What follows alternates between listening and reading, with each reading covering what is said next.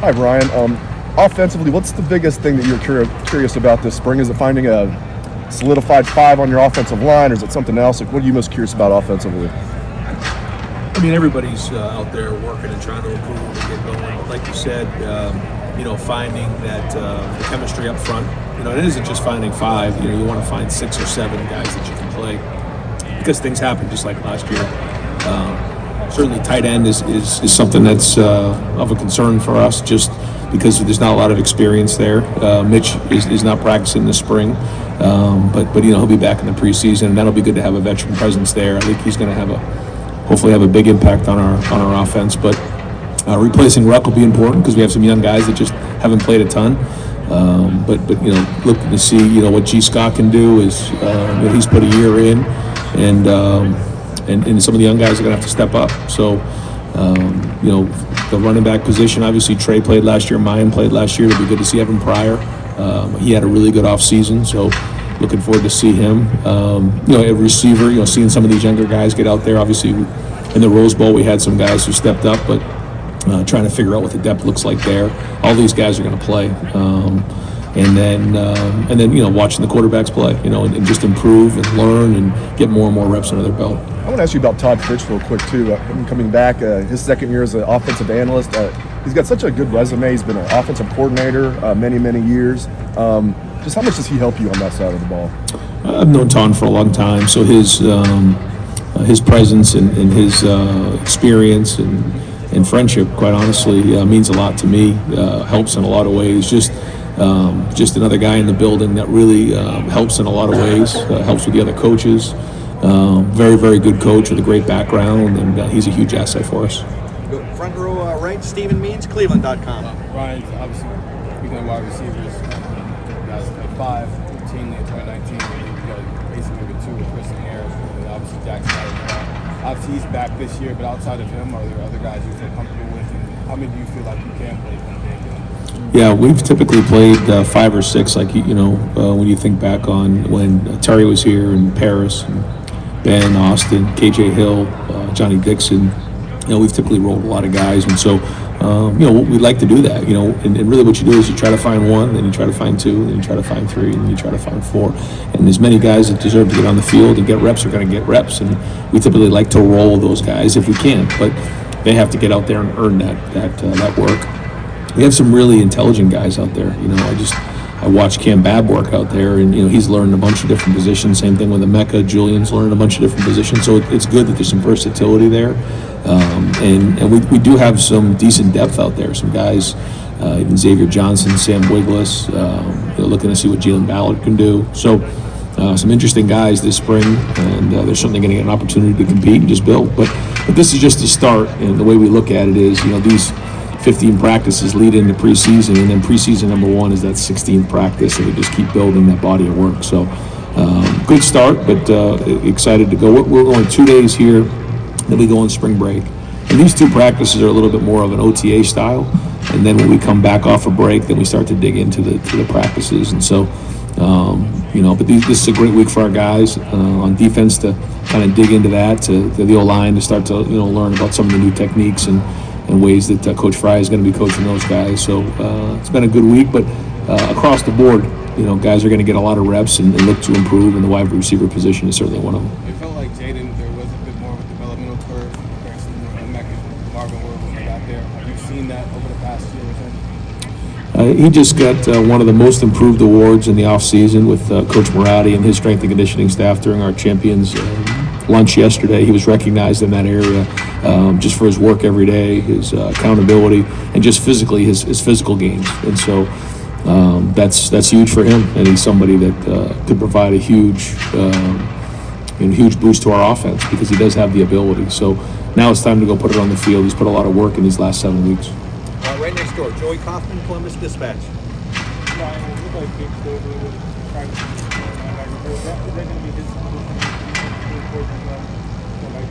There could be. I think he's trying to figure out how he may fit into the scheme, and we've gone back and forth on that. He may come over to tight end and do a little bit of work there as we go. I think he's trying to figure that out still. Which side he wants to play. He's certainly I think is wired to play defense. If you asked him what he'd like to do, it is defense. But he also wants to have a major impact on the team. And if it's on defense, then great. But I've always felt like, you want to allow the opportunity for guys to choose where they want to play, because that's when they put their whole heart into something like Steel Chambers did, made that move. That was his decision. And so I think he could be a tremendous tight end. I think he really put a lot of work in over the last year, and it's going to be up to him kind of what he feels most comfortable doing moving forward. Is there a timeline No, probably wouldn't put a deadline on it. Even he played all year at tight end, and then the Rose Bowl played linebacker. So he's very, very talented. Had an unbelievable offseason. Was an Iron Buckeye for us in the Champions meeting yesterday. And he's one way or another, he's going to have an impact on this team. Josh Proctor, somebody you relied on last year, he gets hurt. Where is he at with his recovery and sort of the prognosis going into this spring? Yeah, so he's going to start working his way back into some drills as we get back off of spring break. And I don't know if he'll be full by the end of spring, but he's working through his rehab, and we're looking forward to getting him back into some drills as we push in through the middle of spring. Over here to the far right, Austin Ward, Letterman Row. Right, with guys like Josh or Cam Brown, what's the balance between getting fully healthy and learning a new skill? That's what you hope for with somebody who's played a decent amount in experience. Both those guys have played in games now, so we're going to make sure that we always are on the side of getting them healthy. And there's still body reps, there's walkthroughs, there's meetings, there's opportunities for them to learn that way. And there's all the whole preseason where we have a bunch of time to get going in that area. So we'd love to get them on the field, but we're going to make sure that they're healthy before we do that. If you look at C.J. Stroud and going into year two, it's still pretty rare for you to have a second-year starting quarterback. Justin's was marred by some other stuff. What do you think he can get out of this that maybe you haven't got to give another quarterback? I think you just understand at this point last year he hadn't thrown a college pass, so now he's got a whole year under his belt, and then you're kind of learning what to do, and now you kind of learn why you do it, and just a little bit more of a deeper understanding of things. There's a little bit of a Rolodex of plays under his belt. We're going to look at some new concepts too, some things that he can handle, and maybe put a little bit more on his plate on the line of scrimmage and different things there. So, when you think about guys who played in the NFL for 15, 20 years at quarterback, this is just year two, and it feels great. You feel like you have a guy who's been around for a long time, and certainly here, we've only had that one other time with Justin. So it is exciting going into the season, having somebody who's played a whole year under his belt. Second row left aisle, Pat Murphy, 24/7 Sports. Ryan, staying with quarterbacks, obviously Kyle played some last year, but I imagine you still want to see more from him, and then you have Devin coming in for the first time. How do you kind of handle the backup job there to be ready in case you need one of those guys? Well, I was impressed with how Kyle came in today. I thought he had a good 7-on-7. He had a good approach, and kind of picked up from where he left off in the Rose Bowl practice, which was great. And then Devin, first day out here, again, I thought he handled it pretty good as well. For first day, there's a lot going on that first day. You're doing everything for the first time. So, the more reps that we can get these guys, the better they're going to be. And you finally have, returning CJ, but you have a backup who's played, unlike last year where it was maybe some scholarship guys or non-scholarship guys that had seen some action elsewhere, but to have that luxury that you have a guy who can step in, who's been on the field, what does that mean as you head forward? Well, we haven't had that, right? We haven't had guys, we haven't had a starter who had any experience going into last year. So to have somebody who's actually been on the field and played in games and has a whole year under his belt, that's a big deal, because you can't substitute experience. And just being through a whole year, should pay dividends, and that should be something that we can use to our advantage. And I think Kyle's had a good off season, so if he can kind of continue to grow as the spring goes on, that's huge for us. Far left, Bill Landis, The Athletic. Ryan, Jerry told us Harry Miller's up earlier this spring. He's missed a lot of time in the last year. Is he able to do anything right now? And what do you forecast in terms of his ability to get back there physically? Yeah, we have, 2, 4, 6, 8, 10 guys that are unavailable this spring for different reasons, and we kind of keep it at the unavailability list. And there's different reasons for everybody, but and then once we get done with the spring, we'll kind of reevaluate everybody in that area. Over here to the far right, Rob Olive, Columbus Dispatch. Ryan, Jim Knowles has this title, head coach of the defense. Is that just a title, or is that a new concept kind of for you as you think about it? What are you hoping to get? Well, it's more just the philosophy of like, okay, you are in charge of everybody over there. And he's got a kind of a little bit of an army over there. He's got his coaches, then he's got the GAs, he's got the interns, he's got the quality control guys. I mean, he's got a whole group of guys over there. And when this thing's running well, then the defense coordinator is the head coach of that group, and he's great. He's been a head coach. He's done this before.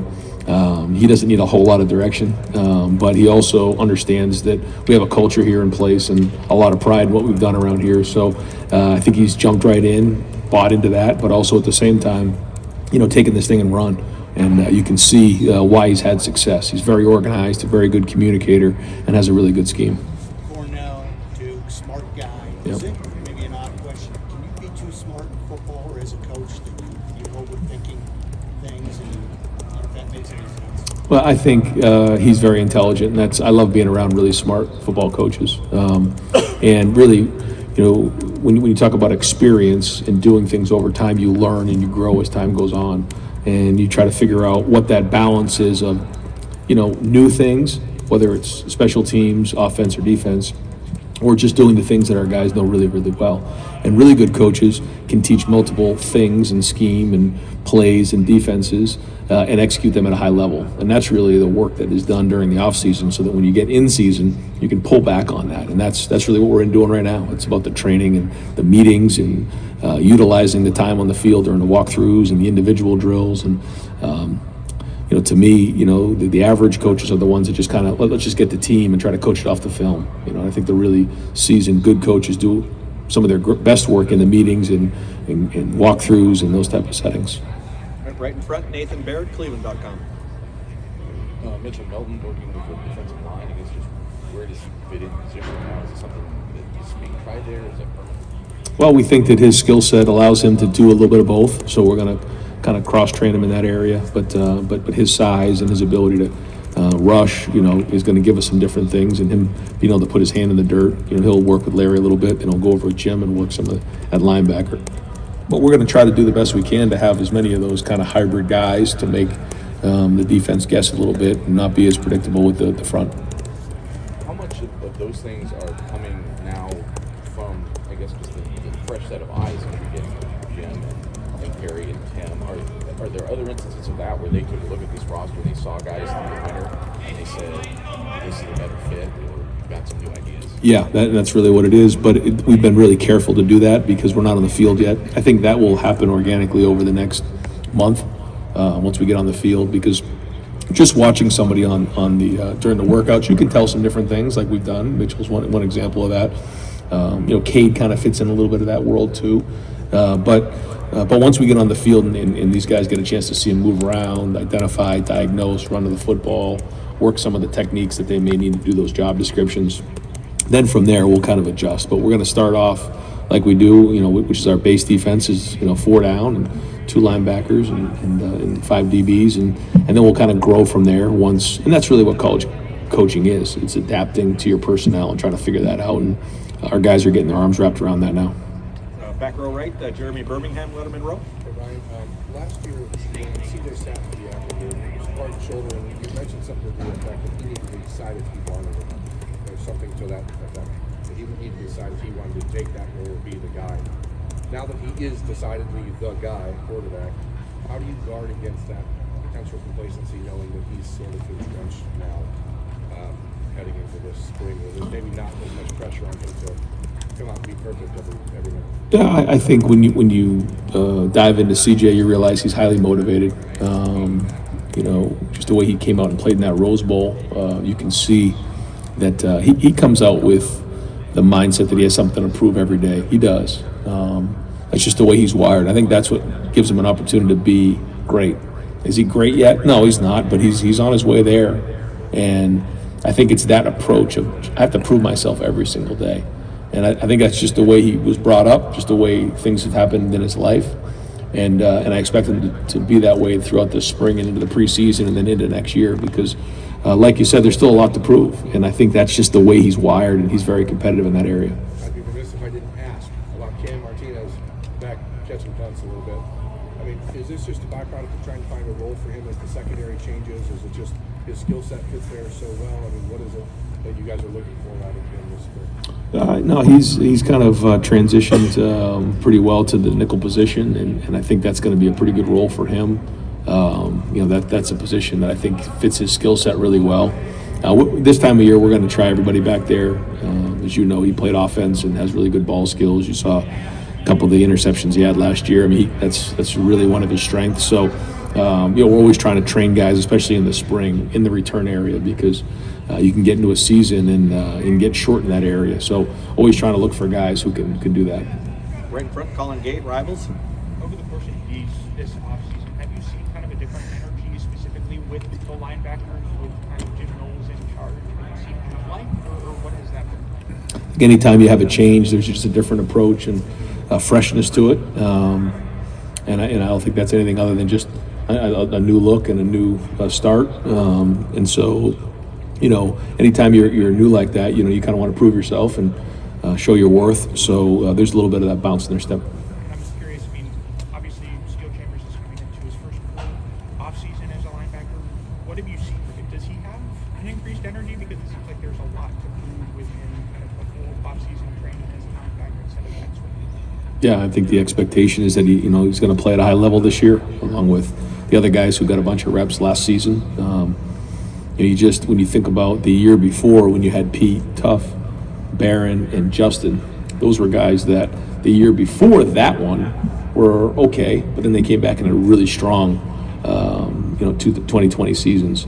And so the 2021 season was okay, and we're hoping the 2022 season for the linebackers is going to be excellent. Second row aisle, Doug Lesmerises, Cleveland.com. Ryan, is Paris Johnson first guy up at left tackle? Yeah, right now. Yep. Obviously, he has that tackle background, played inside last year. What do you think that transition will be like for him? And we recruited him as a tackle. We always felt like he was a tackle, but to his credit, he wanted to get on the field last year and really learned a lot playing last year at guard, just pad level, understanding calls. I mean, it's really going to pay dividends for him down the road. But now making the transition to tackle is he's played it his whole life other than last year, so it's not like it's new to him. But this will be his first time starting out there, and he's going to grab onto it, own it. I mean, his approach every day, his work ethic, all those things are really off the charts. And I know he's already started a great relationship with Justin, so this is just a start to it, and we'll kind of get an idea where we are about midway through. But he has high aspirations, and he's a high achiever. So when he sets his mind to something, it usually happens. And we know you want your receivers to be versatile, multiple positions. Garrett Wilson, after a year in the slot, went back outside last year. Jackson this season, stay in the slot, might go outside. How do you think that evolves? Yeah, both. Yeah, we're gonna have to move Jackson around. That's just how it's gonna have to go. And so even last year in the bowl game, he played outside a little bit. Caught the big touchdown pass and a 2 tight end set. So he's a quick learner, and really the more, like you said, the versatile those guys are, and we can move them around, the better we're gonna be. So.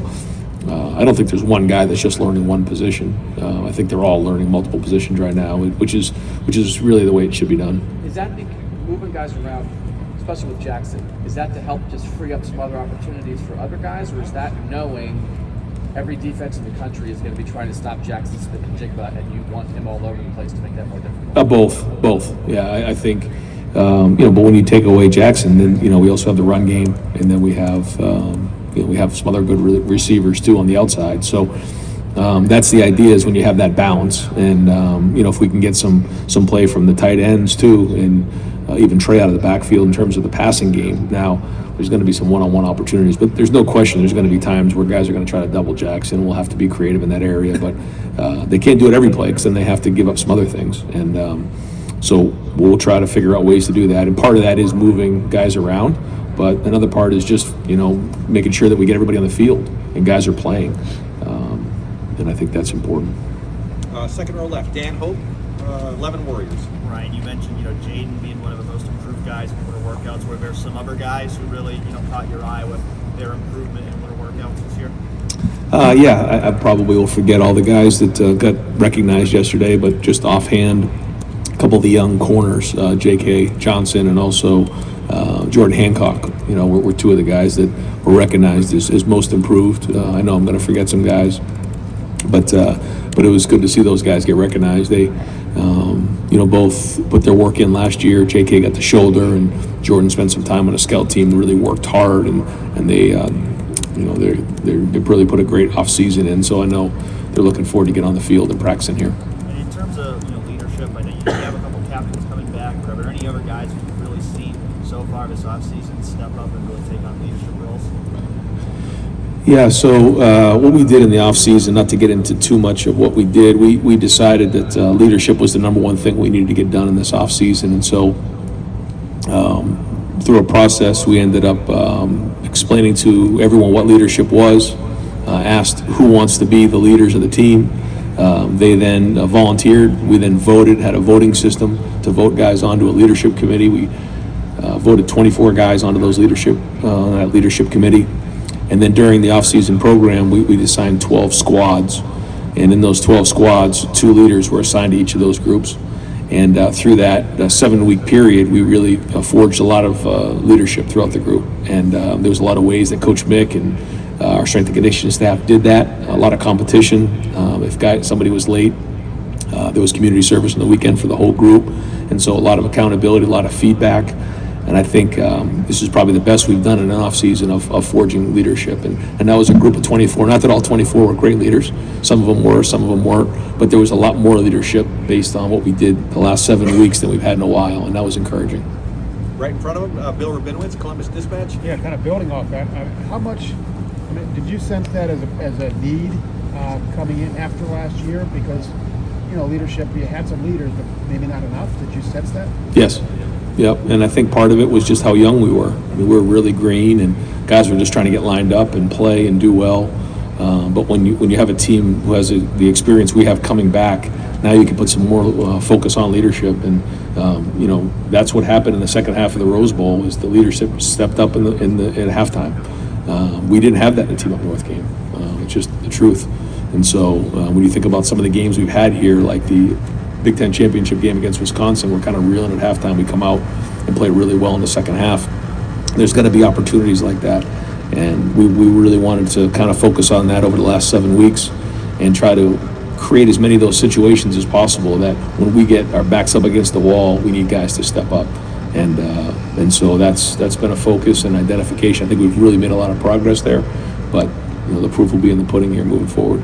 And in terms of today, obviously you weren't in pads. It's the first time out here. You can't know a whole lot. But did you, just from your first impression, did you sense anything different, just a vibe, with the new coaches on defense, or just anything in general?